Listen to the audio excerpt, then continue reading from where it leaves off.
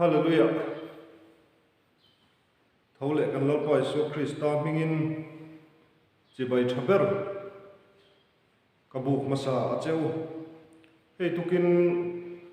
zone ni som ni ani thiang lim tak mai thina he thole ni champha hi Father's Day ke ni chan nam si pai pol te tan chuan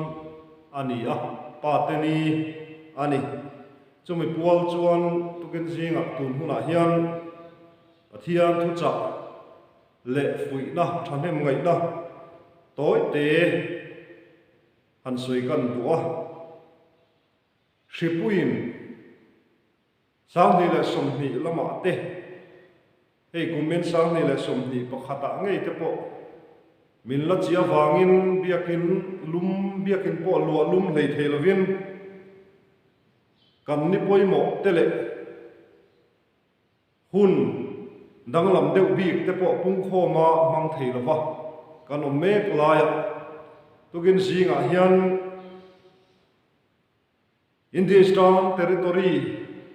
le helai kan bil chunga ngei po pa ho zong zong te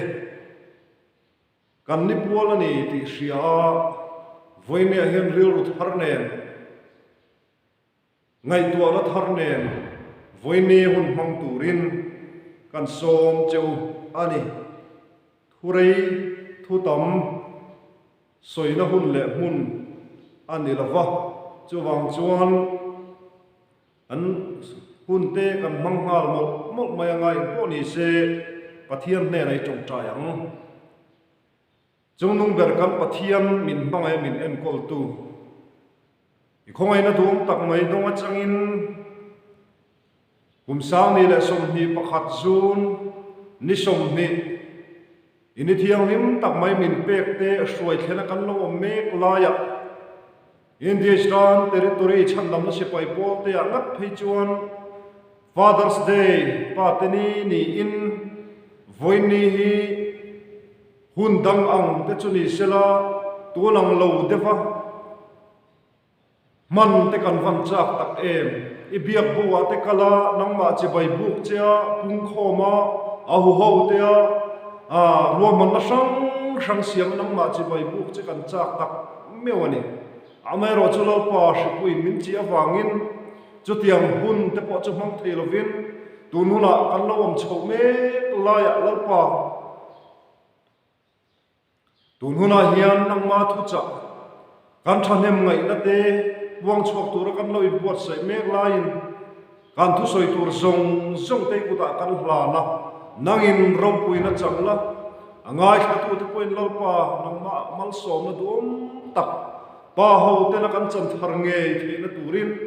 le midang te poin na lalpa nang ma mal som na dum tak kan chan nge the na turin kan thu soi tur te nangin min ti num saklamal min som sak che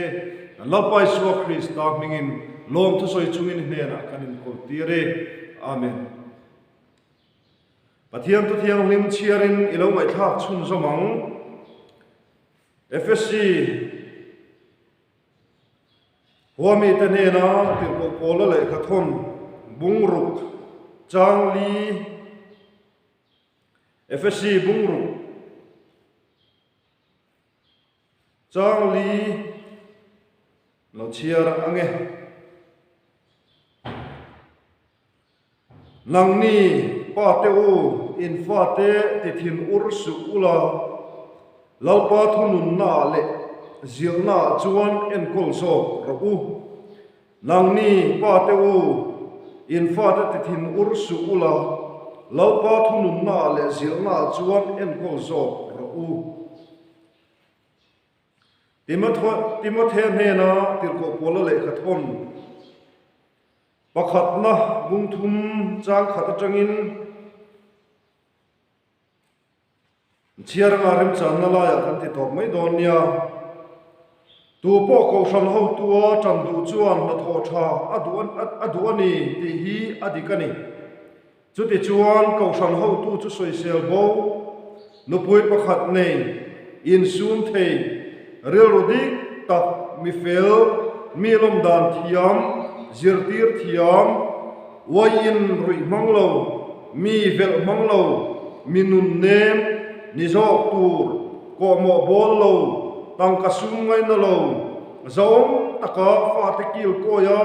mani in chung ko sak rel fel thi mi ani turani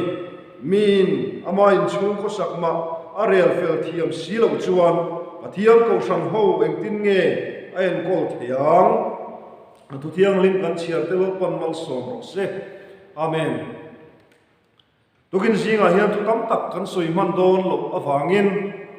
toy te in ti hian han soi ta ila pa hi kan poimo khop maya hetia pa te ni hial te po kan ho tu ten nishan kan ni poimo pual an han siam hi kan ho tu te tak po hi reman sia an fakom tak zet ani pa hi kan poimo zia chu tu tlung lui un reng kha kan han thlir le chuan chiar na reng a po khan patling khan in chiar ni mei chia le no pang soi tel do na ni puin patling chu ti za mei chia le no pang chu ti za an soi sang de thap thin pa hi pathian thu hian ada poimo khop maya voini kan ni pola no mi me la hian nang le ke po hi enge kan din mun ti te hi kan in en fia poimo khop mai thu pani lek pathian thu tangin han la chuak ta ila saringei po khan apasal abraham kha ka pathian ti in asoi ani kalalpa ti in asoi ani sari khan abraham apasal kha kalalpa ti in asoya chuwang chuan angai ro pui ada sang hle ani ti kha asiat thei ani ten zopa chungchang ate po kan mu pathian hei kumin sang ni le som ni pakhata hian Sunday school zirlaya geni chandam na sipai polten kan nei me ka zopa le khabu chuta chuan zopa ro pui zia le anu pui hial poina pathian soi chia thi mai tura thuron apek laya anin chan na tong kam te kha voinia hian kan ril ruwa lo shele le ta ila lo ngai tu thar le ta ila Bible hian paro puina pa te mo phuk na san zia mun tam taka soi tu a ani amaro chatukin zinga hian kan soi vek man lawang thian du tak te o tukin zinga hian voinia hian idin hun khaloi ngai tu thar ve ta la pa inia nupui fanau nein I oma Badin mun lua in ti mek lai khan in chung ko en dam tlang in pui fanau te nang ma khan chok na an hnuai in pui lai fa chung kwa lali suwa Krista siat na konga lali suwa sui na konga engang chen ching nge ikai suai ani le in pui fanau te khan thelom khove thelom te chung kwa an otem mi chung kwa an te khin anin te khin fovem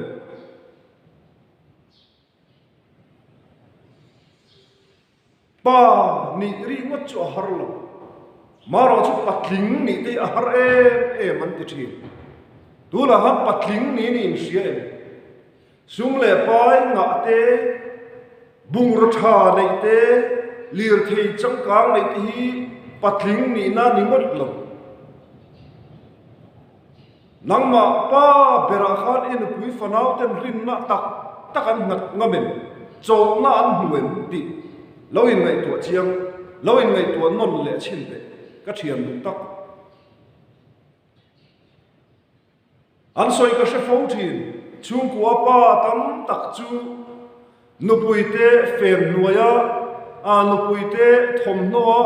an poisa an reson la la tur tak ngial po ruk sak du khopa pani khwa lo the anom theini amale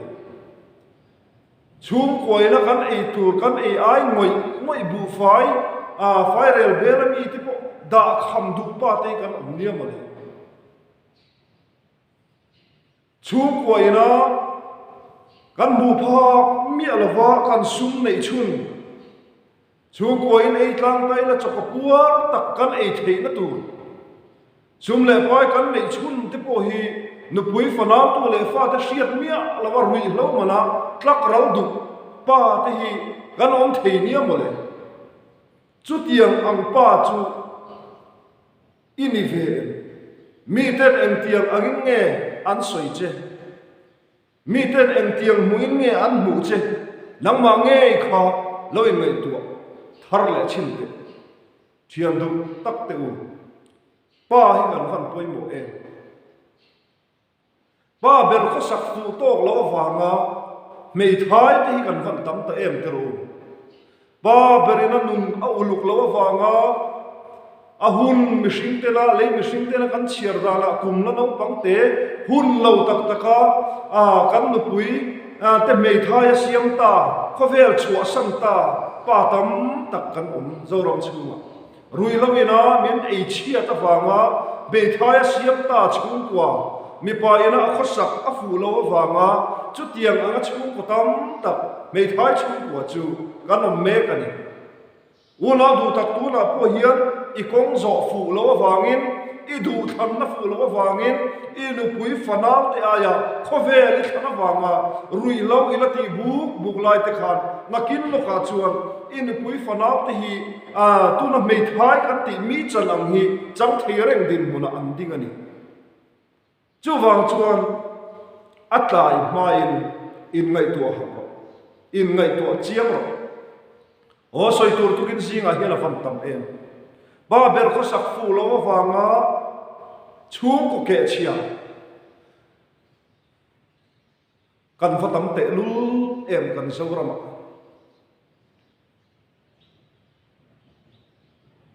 ba ber ko sak dan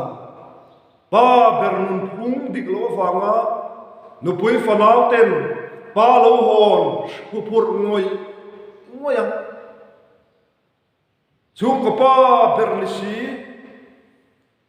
le lo honun tur hu phur ngoi ngoya chu tiang anga an lo ma thin pa te kan van tam e voinia hian thian du tak te u i mo phur na kha sanga in chung kwa le i din mun sim siwa po khan imo purna sanga inu pui fana itu le faten nangma khan rin na an ngata I hoina lam hoi tur khan nangma khan ngai chang che ni lali suwa Krista ke bula inu ichu kwa shoi turin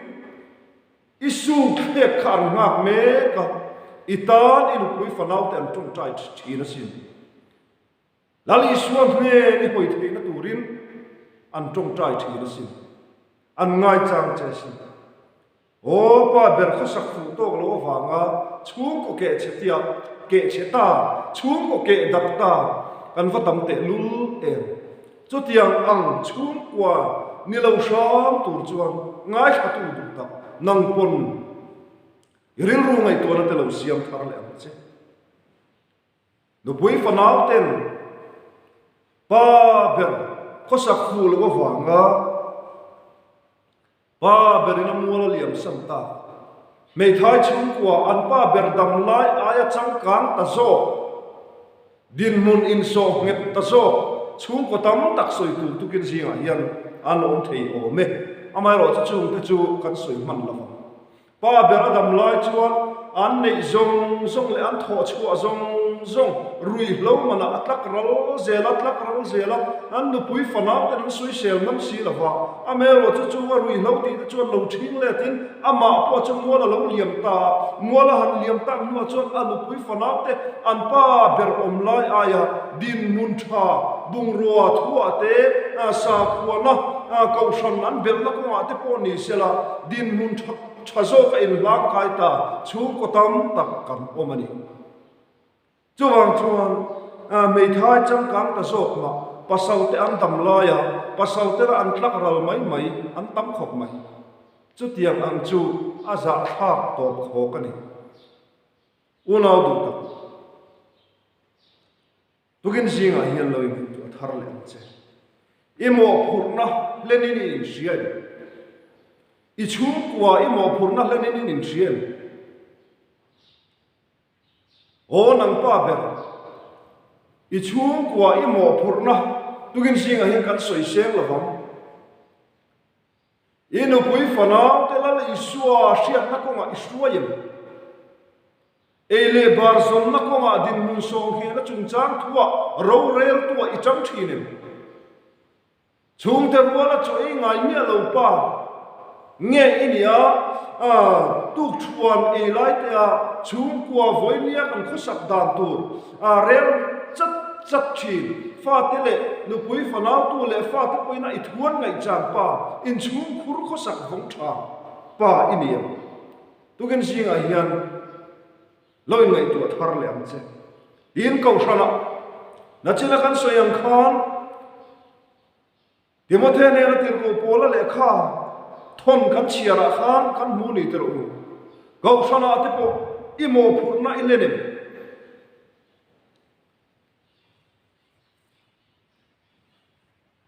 du po ko shan ho tu chan du chuan na tho tha du ni ti hi dikani cho ti chuan ko shan ho tu chu soi sel bo nu pui pakhat nei avan pui mo em in sun thei ril rudik tak mi fel mi lom dan thiam zir tir thiam oin rui manglo kan bel tem ka khel manglo garem bot pen manglo hetia le mi te na kan in te dana thil moi lo kho vel mi te an tal mai na ang chi anga te po in thiar filim mi vel banglo min nem ni jok tu ko mo bol lo tam ka sum ngai na lo zong taka fa te ki ko ya manin chung ko sakret fel thiam mi ani turani mi ina ma in chung ko sam ma rel fel thiam si lo chuan pathian ko shaling tin nge ayen ko thiam tin tir ko kolan Timothy ne na chuan lo se ni u no du ta khang zong ko kha nang poi ni len chuak thi nang poi ni ti irap dik vek the ni lali suwa Christian en chuan ita thelo ko khatma aum lo van tlang ro bolna patong tak chu manin chung khur kalkana van tlang ro bolna in mang talu tuka chung kwa ngai sak man reng lo te poi aum ve thiam van tlang ro bolna ko nga aum to khiar sang thiam che iti om to itel ve na om to khiar sang thiam che in chung khur ko sak dan rem fel ma saber la lali suwa Christian en in chung khur ko sak dan rel fel ma saber la ko shan tha sam lo la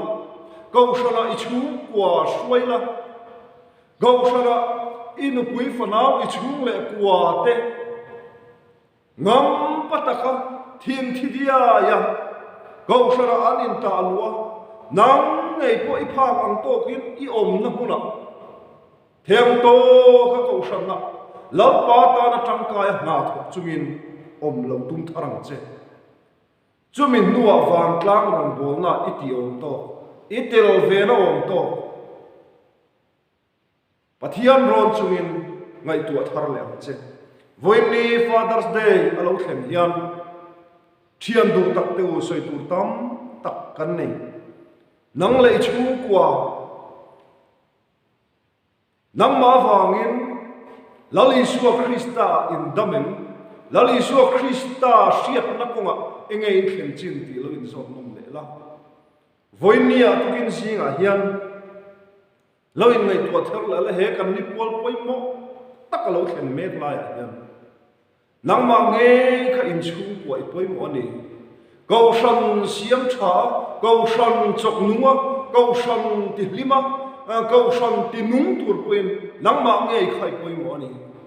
van tla ron bol na po mi dang te ta na mal som na nia mi dang te ta na luang chua kha in kha te kha le zel khin po cham chin ngai nom in nei thi na tur ta nang ma nge kha ma suai tu chung kwa pa ber ni wangin ini ti in sia in ingai tu na te lo siam thar le che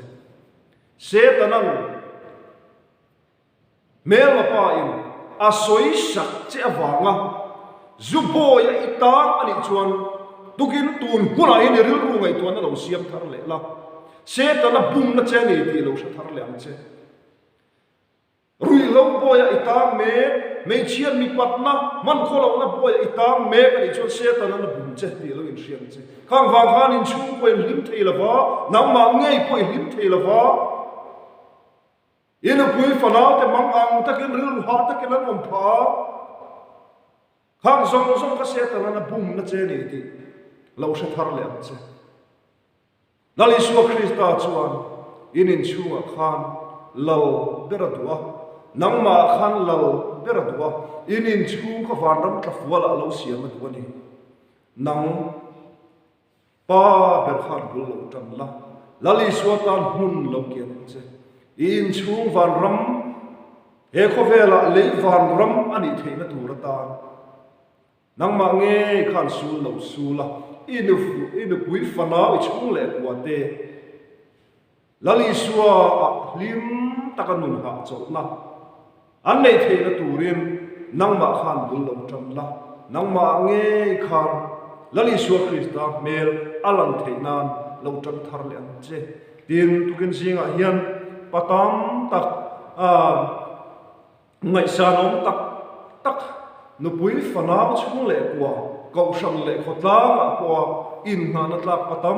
tak in om ti ka ria chung ang lam chung an shoot man lo in van fak om te lul em unau du tak te o chu tiang anga tukin singa pa en ton tlak om tak he kan territory chunga he kan bial chunga po in om ti ka ria tukin singa hian nangma ni wang po in lom thu ka soye nangma ni wang po in pathian ne na lom thu ka soye ni in thil chin tha te chom nung zer ula in chung le kuate